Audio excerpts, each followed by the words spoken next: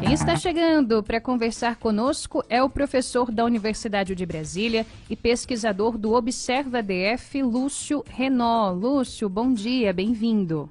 Bom dia, muito obrigado. A gente que agradece a sua participação. E o nosso papo é por conta de um levantamento que o Observa DF, que é vinculado ao UNB, fez e divulgou recentemente, que indica que a maioria da população do DF não leu nenhum livro sequer nos últimos 3 meses. É isso mesmo, Lúcio? Conta mais pra gente. Claro, muito obrigado, viu, pela oportunidade de falar dessa pesquisa. Nós coletamos dados com a população do Distrito Federal, uma amostra da população que mora na região urbana, não é, que é 97% da nossa população, no mês de abril, sobre hábitos de consumo cultural. Né? Então, nós perguntamos sobre diversas formas, não é, em que as pessoas participam de atividades ou fazem, não é, alguma coisa relativa à cultura. E nessa semana agora a gente está explorando muito a questão de escutar música, ler livro, ir a museu e games. E um dos dados, né, que chamou muita atenção, né, nessa pesquisa, nessa rodada da pesquisa, foi justamente a questão da leitura. De fato, 55% da população alega não ter lido, não é, ou ouvido ou assistido, não é, algum livro nos últimos 3 meses, né? Em todos os seus formatos, seja livro físico, e-book, tablet, né? Tem todas essas variações hoje em dia. Então, de fato, a maior parte da população não lê, né, livros, infelizmente.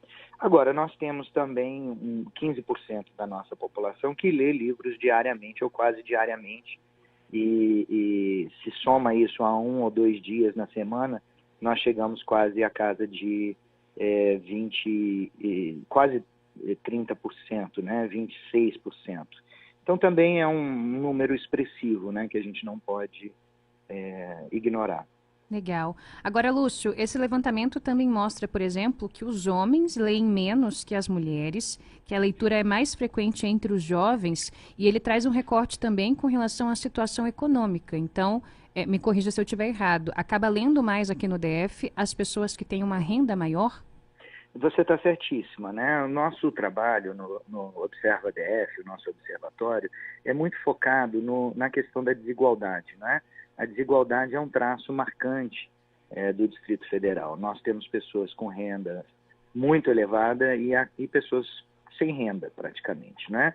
Em números muito expressivos, tanto de um lado quanto de outro. Então, essa diferença, essa desigualdade, ela tem impactos em todos os aspectos da vida das pessoas, inclusive nos hábitos de consumo cultural. Nós reparamos nessa pesquisa como um todo que renda é um fator marcante, não é, para acesso a bens culturais.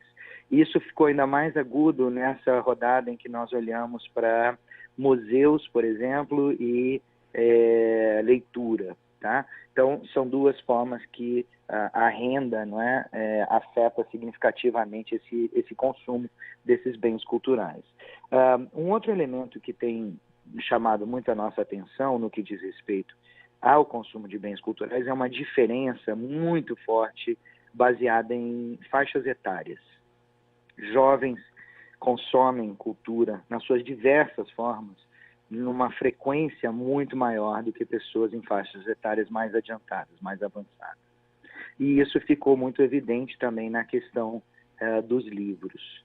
E nós reparamos também que livros podem ser consumidos em diversos modos diferentes, né? Não é mais só o livro físico, Sim. que é o que a geração, na verdade, com a idade mais avançada, eu me incluo nessa, costuma usar com mais frequência, né?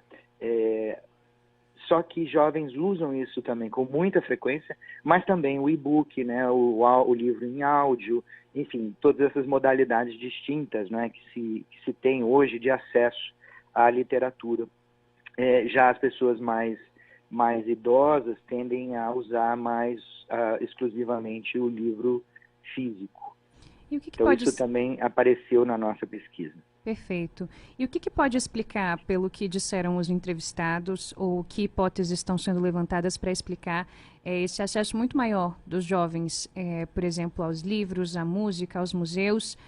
Eu não quero crer que seja porque eles são mais interessados, talvez porque haja algum tipo de defasagem no que diz respeito ao interesse mesmo dessas pessoas idosas ou de trazê-las para esses meios. O que elas trouxeram aí nessa pesquisa? Claro, sua pergunta é muito interessante, né? Quando a gente olha para os hábitos, né, de leitura dos idosos, 50%, né, dos que leem livro físico. O resto, né, as outras porcentagens de e-books, livros de áudio, podcast e outros formatos são muito baixos. Tá? Jovens, eles já conseguem fazer essa leitura em diversos formatos diferentes, como eu te disse. Só que tem um elemento interessante aqui, né? Que é o uso da biblioteca, né? Nós exploramos também isso na nossa pesquisa e eu acho importante dar um destaque para isso, porque biblioteca, assim como museu, elas são parte de projetos de políticas públicas, né? As bibliotecas podem ser públicas e, na verdade, a grande maioria delas é pública, não é? As que a gente tem acesso, Sim. Principalmente, são pagas, não é? Geridas com recursos públicos. O que a gente repara? A biblioteca ela tem usos diferenciados também.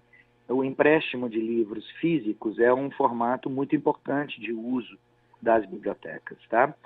Mas para o idoso, por exemplo, a pessoa na faixa etária mais avançada, a biblioteca ela tem um papel muito importante de empréstimo e acesso a livros em outros formatos, em formatos digitais. Tá? Então, um elemento, por exemplo, que pode explicar essa diferença em particular é de que jovens acabam lendo mais e tendo mais acesso a livros porque acabam indo mais a bibliotecas para estudar, não é? Para conhecer outras pessoas também, o elemento da socialização é um elemento importante, né, do uso da biblioteca, do que os idosos. Agora, os idosos, quando vão à biblioteca, eles usam ela com muita frequência para empréstimo de livros em outros formatos, né? E-books, audiolivros. O idoso usa isso, a biblioteca, para esse fim com mais frequência. Então, talvez o acesso, não é, à tecnologia, à literatura em formatos tecnológicos, que é muito fácil e muito comum entre os jovens, não é? É bem mais incomum e infrequente com as pessoas de idade mais avançada, pela familiaridade mesmo, não é? Com a tecnologia, que varia de acordo com geração, né? A geração de hoje nasce na frente do computador, praticamente, né? Ou na frente de um celular, praticamente. Enquanto que para pessoas com a idade mais avançada, isso não é tão familiar. Então, esse acesso que é conseguido via biblioteca é interessante porque a gente poderia pensar na biblioteca como, não é, um centro em que pessoas que não têm acesso a essas tecnologias pudessem ter e pudessem usar mais esses outros formatos de leitura. Então, isso, por exemplo, explicaria uma variação, uma diferença entre esses dois grupos, não é? Que não tem a ver com interesse necessariamente, né, mas tem a ver com oportunidade de acesso. Muito bom. Lúcio, a gente poderia ficar aqui a manhã inteira conversando. Essas pesquisas são muito interessantes. Essa, então, traz uns recortes muito bons que a gente consegue ampliar muito. Te agradeço demais a participação. Parabéns a você e a todos os pesquisadores pelo trabalho. Sejam sempre muito bem-vindos aqui à Nova Brasil, viu? Eu que agradeço. Eu aproveito para dizer que a gente tem uma live hoje às 11, para quem quiser conhecer mais sobre o projeto, está no YouTube e no Facebook e também no nosso site, observadf.org.br. Todas as nossas pesquisas estão lá. Muito obrigado pelo espaço, tá? Obrigada demais, Lúcio. Um abraço. Outro. Tchau.